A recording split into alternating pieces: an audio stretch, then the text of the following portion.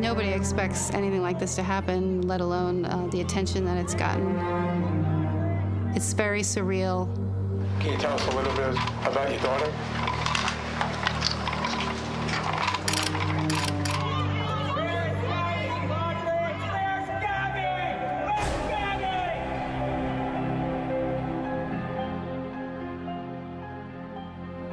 In a way, you know, the whole world has come to know your daughter, Gabby. Does that give you some comfort? Yes. She was beautiful. She was creative, artistic, talented, a genuine person, and we all loved her so much. Gabby Petito never goes outside. It begins, as so many tragedies do, with something that looked like a dream. Two young people, deeply in love, packing everything they owned into a small white van and pointing it toward the open road. 22-year-old Gabby Petito, Gabby to everyone who knew her, had spent her whole short life being exactly the kind of person who lights up a room without trying. Blonde hair, bright blue eyes, a laugh that was described by her family as genuinely infectious. The kind that made strangers smile without knowing why. She had grown up in a happily blended household on Long Island, New York, split between her mother Nicole and stepfather Jim on one side and her father Joe and stepmother Tara on the other. By every account given by every person who loved her, she was a spitfire. Energetic, artistic, talented beyond measure, always surrounded by friend groups, always the one saying, "Come on, let's go, let's just jump in the car and figure it out when we get there." She loved the beach. She loved watching the sunrise and the sunset. She loved the ocean in the way that people love things that make them feel small in the best possible sense. Brian Laundrie came into Gabby's life sometime around 2019, a reconnection from their high school years on Long Island. He was described by those who met him early on as quiet, polite, pleasant enough. He seemed to fit the image Gabby had in her mind of a free-spirited partner, someone who would chase adventure alongside her rather than hold her back from it. They moved in together quickly. They became engaged. And when Gabby announced in the summer of 2021 that she was quitting her job and setting off across America in a converted white Ford Transit van with Brian beside her, nobody in her family was particularly surprised. That was Gabby. That was exactly who she was. Her mother, Nicole, described getting updates almost every single day, texts and FaceTime calls and photographs of national parks and desert highways and mountain ranges that neither of them had ever seen before. Nicole said she was in awe of what her daughter was doing. She said she felt safe because Gabby was with Brian, and she believed Brian would take care of her. The trip began in New York in late June 2021 and was documented obsessively across Instagram and YouTube. Gabby was building towards something, a travel blog, a social media presence, a life lived out loud and shared generously with anyone willing to watch. Her YouTube channel, which had only one published video at the time of her disappearance, would eventually be viewed more than 6 million times. She filmed herself doing morning yoga outside the van. She filmed the scenery rolling past. She filmed herself and Brian laughing, bickering gently, narrating their days with the easy comfort of two people who had settled into each other. To the outside world, and there were many thousands watching, it looked like the beginning of something beautiful. It looked like freedom. It looked like love. What it actually was, investigators and criminal profilers would later conclude, was something far more sinister hidden beneath a very carefully maintained surface.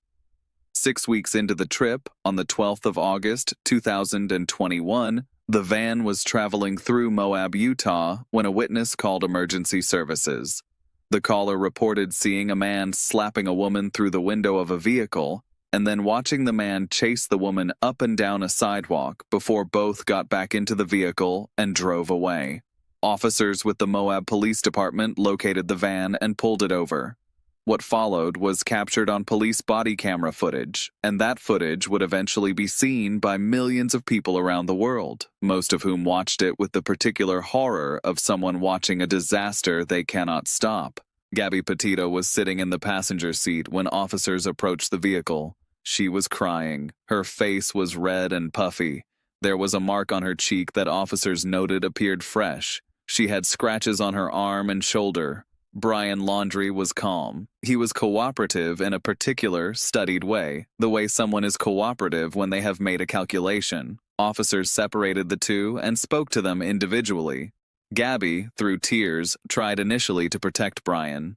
She told officers the argument had started because she had been stressing about her travel blog, and Brian didn't believe in her ability to make it work. She said she had been distracting him while he was driving. She said she had been the one who had gotten physical first, that she had slapped him. She described herself as the aggressor, framing the entire incident around her own anxiety and emotional state, her own inadequacy, her own fault. This is a pattern that criminal profiler Laura Richards, who later analyzed the footage in detail, identified immediately as consistent with coercive control. The victim taking responsibility for the abuser's behavior. The victim making herself smaller so the abuser faces fewer consequences. Gabby doing, in other words, what she had likely been conditioned to do. Brian, speaking to a different officer, was at ease. He laughed at certain points. He made small jokes. He downplayed the incident consistently and methodically. He pointed to the scratches on his arms, which he attributed to Gabby, and said calmly that he wasn't complaining. Officers pressed Gabby further. Two independent witnesses had come forward and told police they saw Brian strike her, not slap strike. They were specific and consistent, and under that gentle pressure, Gabby began to shift her account. She acknowledged that yes, there had been a mark on her face. She acknowledged that yes, Brian had hit her, but even then she pulled back. Even then she softened the edges of what she was describing. Officers pushed her and she retreated, and they let her retreat, and that decision, which was recorded on camera for the entire world to eventually scrutinize, is one that would haunt the investigation for months to come. The officers spent more than an hour going back and forth between the couple, in conversation with each other, away from Brian and Gabby. Their own uncertainty was audible. But it wasn't just One Gabby officer her noted followers that got to Gabby know. appeared to By weigh her barely side, 100 through it pounds, all, that was she her was fiancé, 22 years Brian old, Laundrie. that she had obvious anxiety, that the situation was complicated. He acknowledged clearly, on camera, that there was a domestic assault code for a reason, that too many times women at risk want to go back to their abusers, that they end up receiving worse and worse treatment, and that they end up getting killed. He said it plainly. He understood the textbook. And then, in the same breath, he concluded that he couldn't perceive this as a situation likely to escalate. He called it a slap fight between two people who loved each other. He decided Gabby was not the one at risk. Police separated the couple for the night, booking Brian into a motel and allowing Gabby to stay in the van. No charges were filed, no follow-up was conducted, no welfare check was arranged. The next morning, as far as the record shows, they drove away together and continued their trip as if nothing had happened. Criminal profiler Laura Richards later described watching that body camera footage as like watching a murder in slow motion. She said that the police, despite their good intentions in some moments, had effectively greenlit the abuser. They had reinforced his behavior by accepting his version of events. They had given him the outcome he wanted, which was to walk away with his credibility intact and his partner isolated. And Brian, Richards noted when reviewing his demeanor toward the end of the encounter, looked relieved in the visible, palpable way of someone who had just tested a boundary and found it held no consequence. The couple continued west. They posted more photographs. There were pictures in Grand Teton National Park, which Gabby had told her mother she was particularly excited about. They stopped at natural landmarks. They drove through Wyoming. To anyone following along online, it still looked like a love story. They've known each But other sometime for quite a around the few years. 27th of August, And when at a did they small become a Mexican couple? restaurant in Jackson, Wyoming, 2019-ish. two other travelers Yeah, it named was after high Matt school. England Yeah. and Nina They kinda, Angelo like, reconnected crossed again, paths with Brian and Gabby. What they started hanging observed out was not a couple in dating love. and- Brian was It happened angry in a pretty way quickly, that Matt but, described as you know, creeping he him seemed out. fine. He was I don't know, temperamental he with the was restaurant very staff. polite and He was quiet. rude. So and in your Gabby was mind, crying. She was heading talking on to the this hostess trip and appeared to be across America apologizing with on his the right behalf, kind of guy, visibly someone that she was in safe overwhelmed, hands with. emotionally exhausted Absolutely. at the end of a Yeah. rope that had been fraying for a long time. For more than a month, Matt's the couple exact made words their to way his across partner the in that United moment States, were, "He's stopping at some creeping of the me out." country's most Nina later breathtaking described natural Gabby wonders, as being making at her breaking memories that were point. meant to last a It was the lifetime, last and confirmed sharing them sighting with of their Gabrielle families and Petito followers. alive. How often Over were you the in following contact with days, Gabby while Gabby's her and mother, Brian were Nicole, traveling? began to notice that I her would say on daughter was average not every other day or responding to so. messages. Almost every This day. was unusual She would enough to be text, alarming. She would FaceTime, Gabby had send been me in pictures contact of where they almost were daily going. throughout the trip, texting I photographs, loved getting the making updates. FaceTime calls, sending I was updates. in awe By of day what she was 4 doing. or It was 5 of just amazing. silence, As Nicole was parents, already did you have making any calls. concerns about this By trip? day 6 or 7, Oh, of course. she was checking social media for I any worried. sign of activity. I told She her to called be careful, Gabby's be father, safe, Joe. make sure She called her stepfather, to be Jim. aware of your surroundings. The reassurances came back. Don't trust She's everybody. fine. She's in the I knew- mountains. but The I signal felt is safe bad. because she was with Nicole Brian, said and she knew. I felt like she would She be said it was okay. not like Gabby to go silent, and the instinct she felt in those early days was not anxiety, but certainty. A kind of cold knowing that she spent a week trying to argue herself out of. When Nicole could not reach Gabby directly, she tried to contact Brian. No response. She tried to contact his family, Chris and Roberta Laundrie. No response. On the 11th of September 2021, Nicole and Jim filed a missing persons report with police. That same evening, a detective came to Nicole's door. The detective told her that Gabby's van had been located in Florida. Not abandoned in Wyoming?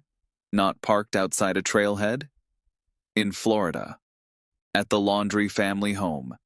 Brian Laundrie had driven the van back from Wyoming, arrived home on the 1st of September, and had been living with his parents for nearly 2 weeks while Gabby was missing. The detective also informed Nicole that Brian had retained a lawyer. Nicole said she almost fell to the ground. She said her mind went into shock and she knew, in the way that mothers know, that something was terribly wrong. The story broke wide open almost immediately. Within days of Gabby's disappearance being reported publicly, the coverage was unlike anything most journalists who covered it had seen before. I thought he would take Brian care of her. Enton, one of the How first wrong reporters on the Gabby's family scene, were. later said he was not sure he had ever covered a story with that level of global interest. It was the convergence of multiple elements that made it impossible to look away. A beautiful young woman, a cross-country adventure, a social media trail that thousands of digital detectives began combing through immediately, and at the center of it all, the extraordinary, infuriating silence of Brian Laundrie, who as a person of interest, rather than a named suspect, could not be compelled by police to speak. The online community mobilized in a way that had rarely been seen before. People paused and zoomed and enhanced every photograph the couple had ever posted. They cross-referenced timestamps. They compared Gabby's appearance in earlier posts against her appearance in It's later just hard to ones watch. and noted changes. They mapped the route, they crowdsourced theories, and they kept the pressure relentless and constant on a story that might otherwise have faded into the background noise of unsolved cases. She was crying. Meanwhile, Brian's family stayed almost entirely silent. Chris and Roberta Laundrie would not speak to police about Gabby's disappearance. Their attorney issued statements. Their house became a place that reporters camped outside of, and supporters of Gabby's family occasionally confronted directly. The silence was described by everyone close to the case as maddening, as an active and deliberate obstruction wrapped in the legal right to say nothing. Brian's sister, Cassie, did speak out, and her interview, conducted during the height of the search, was notable for its rawness and visible confusion. She said her family had cooperated with police since the 11th of September. She said she was losing her parents, her brother, her children's aunt, and her future sister-in-law simultaneously.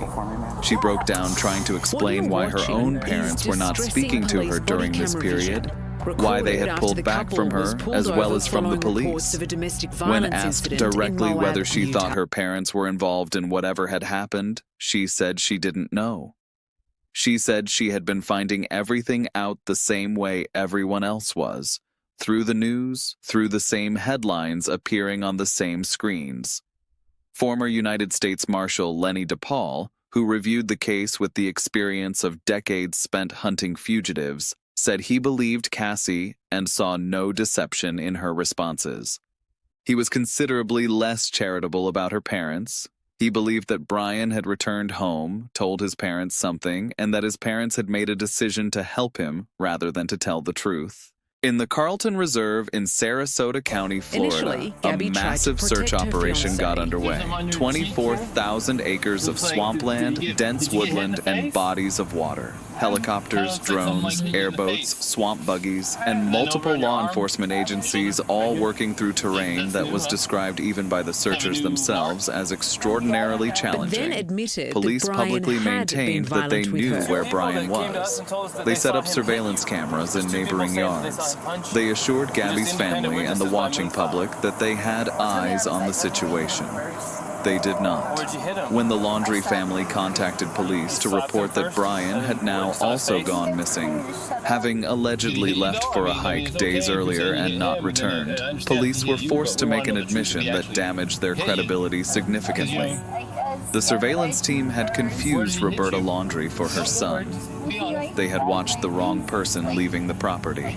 Brian Laundrie had walked out of the house, walked into the reserve or somewhere else entirely, This and was could have gone. been, The and search should that had have been been, described the as turning monitored point and in this controlled story. revealed But itself even to be after nothing pushing of the Gabby for sort. truth, On the 19th of police seemed to September, a side different with search was Brian. reaching its conclusion on the other side of the country. Two van life travelers named Kyle and Jen Bethune had been driving through Grand Teton National Park in late August when they noticed a white van pulled to the side of a road You with just Florida. reinforced his Hi, behaviour, I'm calling to and I report a think that he domestic felt dispute. relieved. They just drove and off. What I were saw they that doing? relief. It was palpable. I saw it on we camera. drove by and the gentleman he's was joking, slapping the girl. and he's sort of making jokes.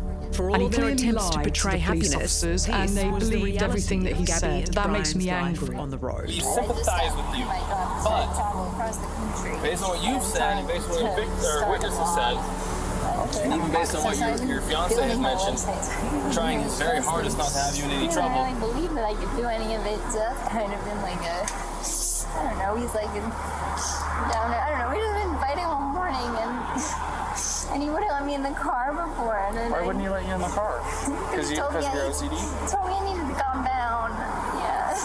But I'm perfectly calm. I'm calm all the time. And he really stresses me out. And this is a rough morning.